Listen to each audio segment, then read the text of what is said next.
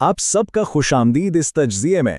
चलिए बिना किसी देरी के शुरू करते हैं, जहां हम तारीख की दो बेहद अजीम रूहानी शख्सियात पैगंबर ज़करिया और पैगंबर यहया की ज़िंदगियों का जायज़ा लेंगे। इनकी कहानियां नामुमकिन मौजज़ों और ऐसी हैरत अंगीज़ कुर्बानियों से भरी हैं जिन्होंने सदियों तक इंसानियत को मुतासिर किया है।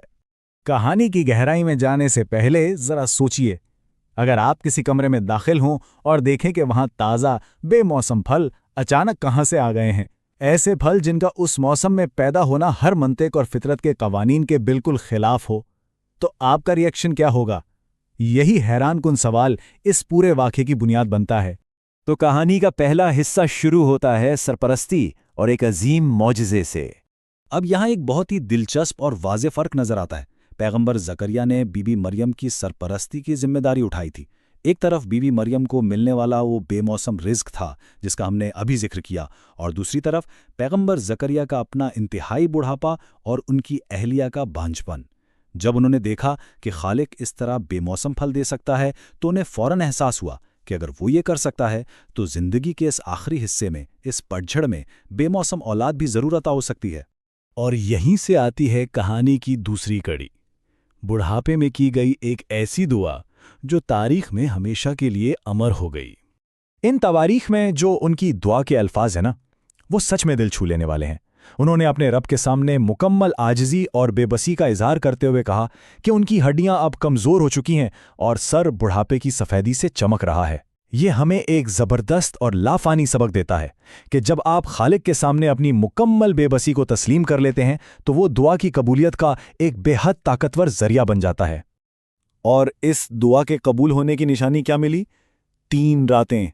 जी हाँ, मुकम्मल तौर पर तंदुरुस्त और सेहतमंद होने के बावजूद उन्हें बताया गया कि वो 3 रातों तक किसी से बात नहीं कर सकेंगे।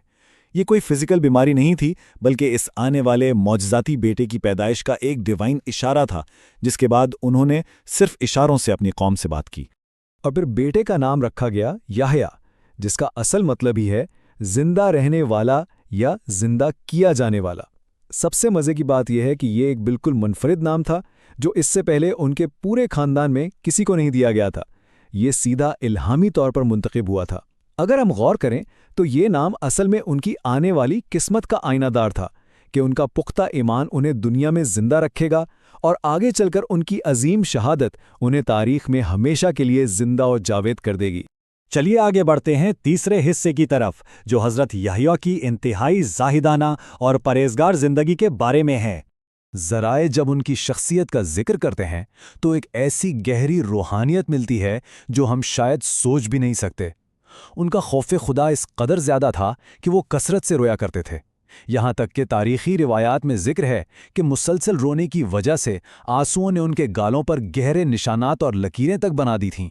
ये उनकी इंतहाई नरम दिली की एक जिंदा मिसाल थी। उनका लाइफस्टाइल देखिए ज़रा।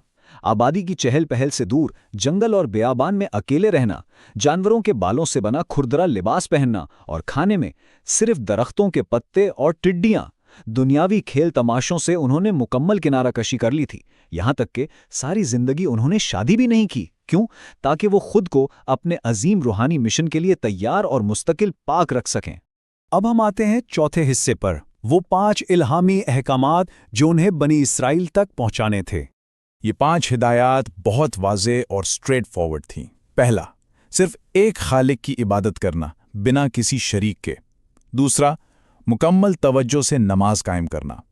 तीसरा, रोज़ा, जिसकी मिसाल हवाला जात में एक ऐसी पाकीज़ा खुशबू से दी गई है जो पूरी महफिल को महका दे।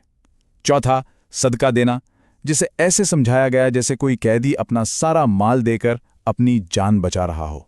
और पांचवां, हिफाजत के लिए हमेशा खुदा के जिक्र में मसरूफ़ रहना, बिल्कुल वैसे जैसे दुश्मन से बचने के लिए आप एक मजबूत किले में पनाह ले लें।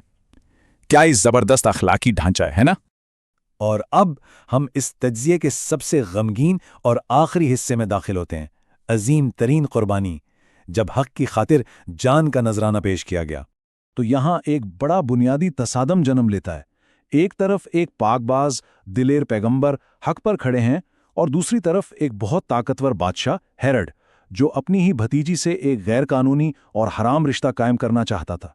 پیغمبر یحییٰ نے بنا کسی ڈر اور خوف کے سیدھا بادشاہ کو للکارا اور اس فائشی کو غلط قرار دیا۔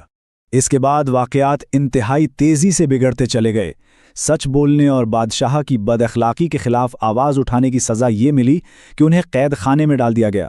پھر بادشاہ کی سالگرہ چل رہی تھی اور ایک رقاصہ جو وہاں ناچ رہی تھی، اس نے انعام کے طور پر سیدھا پیغمبر یحییٰ کے قتل کا مطالبہ کر دیا، اور انتہائی افسوس کے ساتھ اس ظالمانہ مطالبے پر عمل کیا گیا۔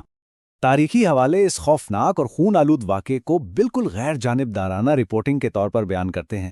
یہ کتنا تکلیف دہ ہے نا کہ کس طرح پیغمبر یحییٰ کو ناحق شہید کیا گیا اور ان کا سر مبارک ایک چاندی کی تھالی میں رکھ کر اس محفل میں پیش کیا گیا۔